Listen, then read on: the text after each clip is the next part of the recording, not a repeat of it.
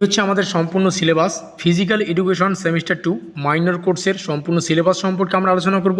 সঙ্গে আলোচনা করব এর কোশ্চেন প্যাটার্ন সম্পর্কে, অর্থাৎ ফিজিক্যাল এডুকেশনের মাইনর কোর্স থেকে কতগুলো প্রশ্ন আসে, কত নম্বরের প্রশ্নগুলো হয়, কতগুলো প্রশ্নের উত্তর করতে হয়, বিস্তারিত জানতে আমাদের আজকের এই স্পেশাল ভিডিওটি তোমাদের শুরু থেকে শেষ পর্যন্ত অত্যন্ত মনোযোগ সহকারে দেখতে হবে। এখান থেকে তোমরা কোর্স কোডটা দেখতে পাচ্ছ। এবার আমরা দেখব আমাদের সম্পূর্ণ সিলেবাসের টাইটেলটা। আমাদের সিলেবাসের টাইটেল হচ্ছে ম্যানেজমেন্ট অফ ফিজিক্যাল এডুকেশন। এবার আমরা আলোচনা করব আমাদের কত নম্বরের মধ্যে পরীক্ষা হবে, থিওরি পার্ট কতটা, আর আমাদের ইন্টারনাল মার্ক কতটা, সেটা আমরা একটু ভালো করে লক্ষ্য করব। টোটাল দেখো আমাদের 50 নম্বরের মধ্যে পরীক্ষা হবে, আর এই 50 নম্বরটাকে দুটো ভাগে ভাগ করা হয়। এক নম্বর পার্ট হচ্ছে আমাদের থিওরি পার্ট, আর একটা হচ্ছে আমাদের ইন্টারনাল মার্কস। তাহলে theory marks 40, internal marks 10, total কিন্তু আমাদের 50-এর মধ্যে আমাদের পরীক্ষাটা হবে।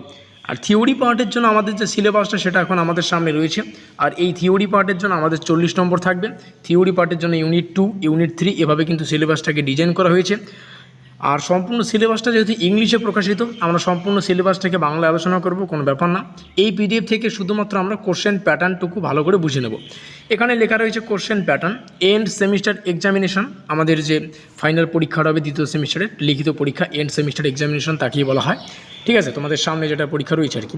তো দেখো আমাদের প্রথমে 2 নম্বরের প্রশ্ন 8টা আসে, 5টা করতে হচ্ছে। 5 নম্বরের প্রশ্ন 6টা আসে, 4টা করতে হয়। 10 নম্বরের প্রশ্ন 2টো আসে, 1টা করতে হয়।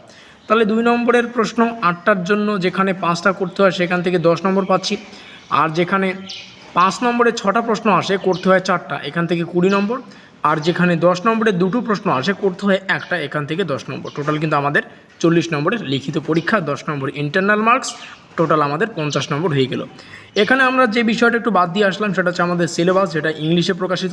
চলো এখন এই সিলেবাসটা এখন আমরা বাংলায় আলোচনা করব, যাতে করে আমাদের পড়তে এবং বুঝতে সুবিধা হয়। So let's begin. এই হচ্ছে আমাদের সম্পূর্ণ সিলেবাস, আর সিলেবাসের অন্তর্গত ইউনিট 1, যেখান থেকে আমাদের পড়তে হবে ভূমিকা, অর্থাৎ সম্পূর্ণ সিলেবাসের যে ভূমিকাটা সেটা আমরা এখানে পড়ব। ইউনিট 1-এর 1.1 থেকে যে বিষয়টা পড়তে হবে সেটা স্পেশালি শারীরিক শিক্ষা আর হচ্ছে ক্রিয়া ব্যবস্থা সম্পর্কে। এই দুটোর অর্থ, সংজ্ঞা, গুরুত্ব এবং সুযোগগুলো একটু দেখে রাখবে।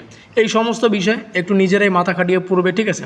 আমরা জাস্ট সিলেবাসটুকুই আলোচনা করব এই সেমিস্টারে, কারণ এই সেমিস্টারে আমরা পর্যাপ্ত পরিমাণে সময় দিতে পারিনি, তার জন্য আমরা দুঃখিত।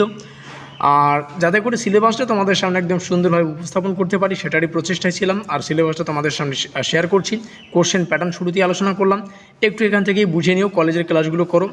আর যেহেতু এই বছর আমরা তেমন কোনোভাবে সাহায্য করতে পারিনি, তার জন্য আমরা দুঃখিত।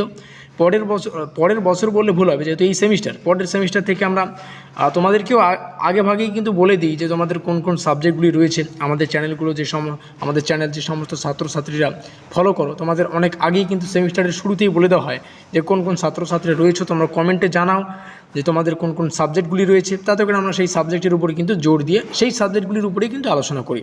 আর ফিজিক্যাল এডুকেশনের এর আগেও তেমন কোনো আমরা রেসপন্স পাইনি, আর এখন যেহেতু পাচ্ছি, তো আমি এটাই চিন্তা ভাবনা করেছিলাম যে কোশ্চেন প্যাটার্নটুকু আলোচনা করি, যাতে করে তারা বুঝতে পারে এবং তোমাদের অল্প হলেও একটু হেল্প হয়। আর সিলেবাসটা বাংলায় আলোচনা করি যাতে তোমাদের একটু সুবিধা হয়।